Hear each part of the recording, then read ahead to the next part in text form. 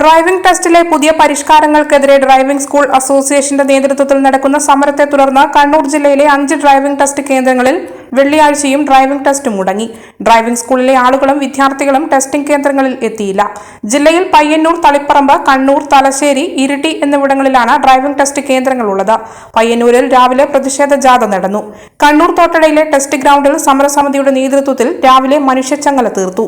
നേതാക്കളായ ഷാജി അക്രമൽ, R K Nisha, T Riyas എന്നിവർ നേതൃത്വം നൽകി.